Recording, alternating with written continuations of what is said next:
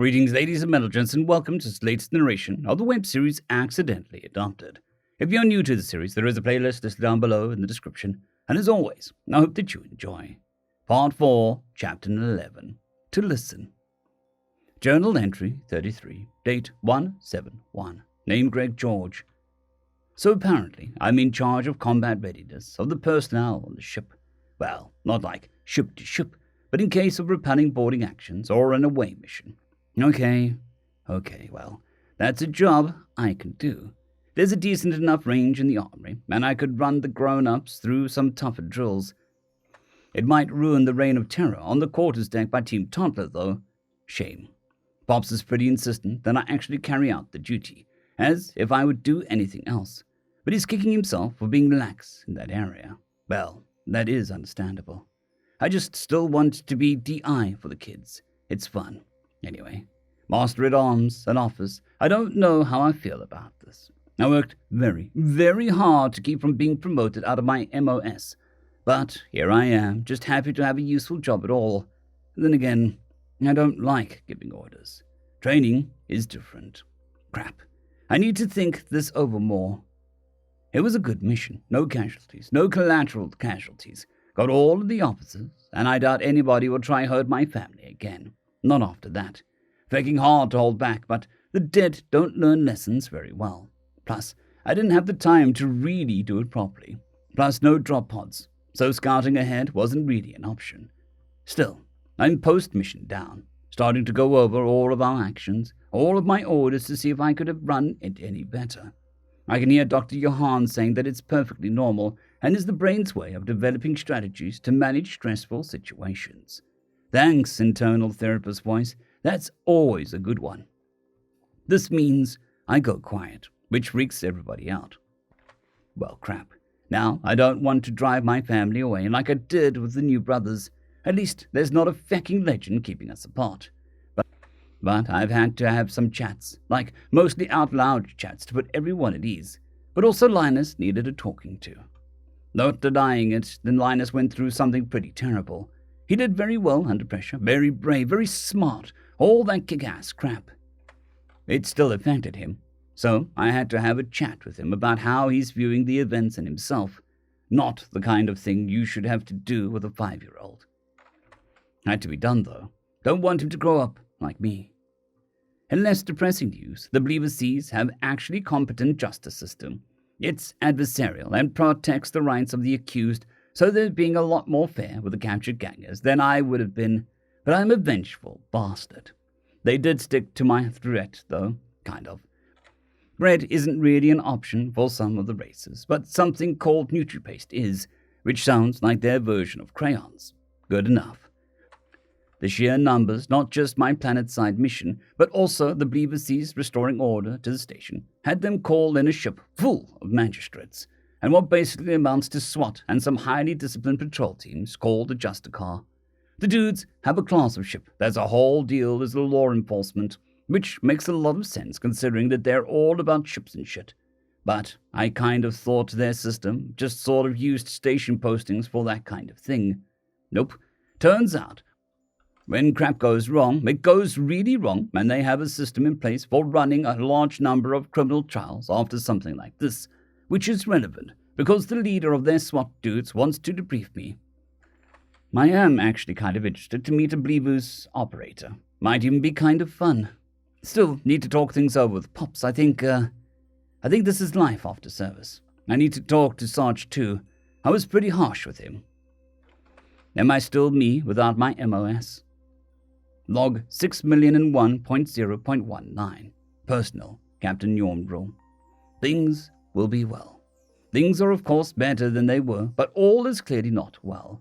My children have been traumatized, my crew injured, my ship marked for valor, yet things will be well. The crew has shown tremendous courage and dedication. Like the Lord Justicar said, we had the right, but not the duty.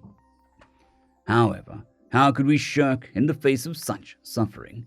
How could we let the good people of the station labor under the boots of murderers and thieves?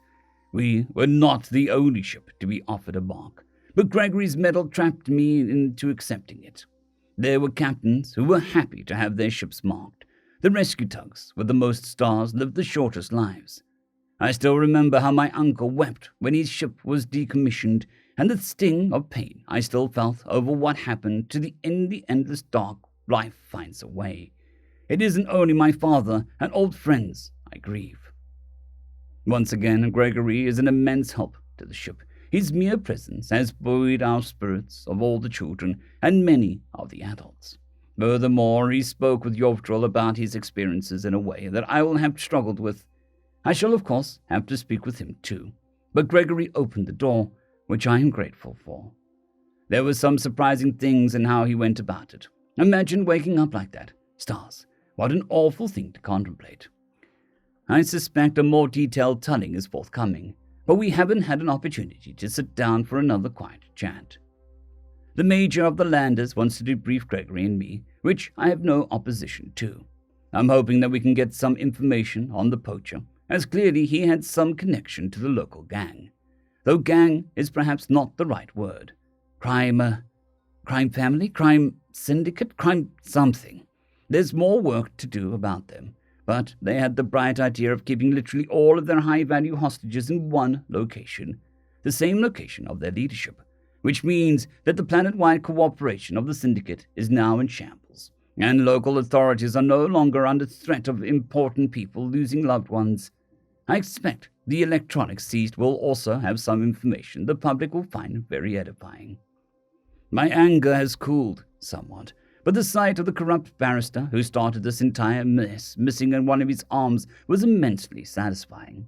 Stars knows how that happened, but he deserves it.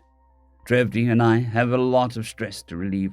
With all of the stress management, we might end up expecting another child soon. Dear Diary, just because everyone is safe doesn't mean everything is okay. Greg let me listen in to his conversation with Yoiv, and it was, I think I'll just write out what I remember. Hey Linus, can I come in? He asked. And Yoiv must have sighed yes, because he went into Yoiv's room and started. You know you should talk to work things out, but you don't want to talk about it. You feel a certain way, and you're hoping if you don't say it out loud, it'll go away.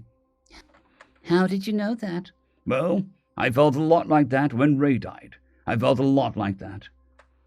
I felt like it was my fault. I felt it all the way down into my bones for years and years. When I was a child, and the thing that attacked us had the strength of an adult. If I'd fought, we would have both died.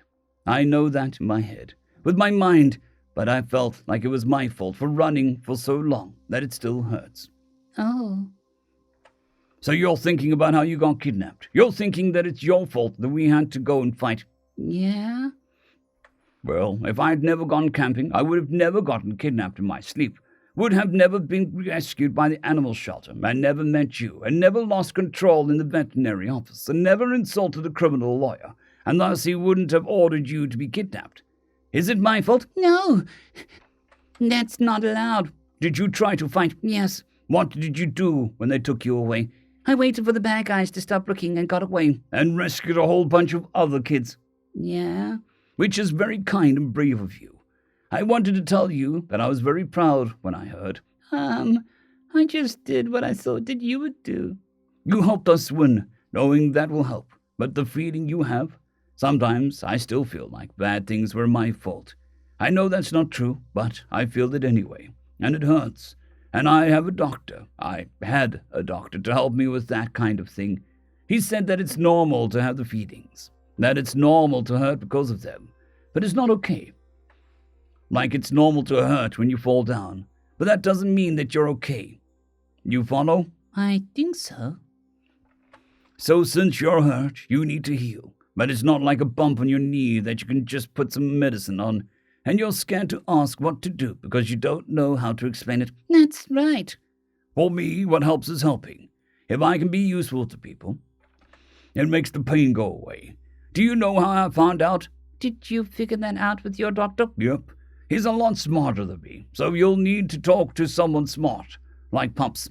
I can't. You can try. I can try. Good, Greg said with a wide smile. Something else that helps is getting some exercise. You want to find some grown-ups to shoot? They ran out of the quarters cackling. Sometimes I swear Greg is just an old kid. Still, His talk with Yoiv had me thinking. I'm thinking. Dear Loggery, Sneaky said he's proud of me. Daddy said the same thing. I do not think it was very special. I was scared the whole time. Sneaky said that I should talk to Daddy. I'm scared Daddy will not be proud anymore if I say how scared I am. End of chapter.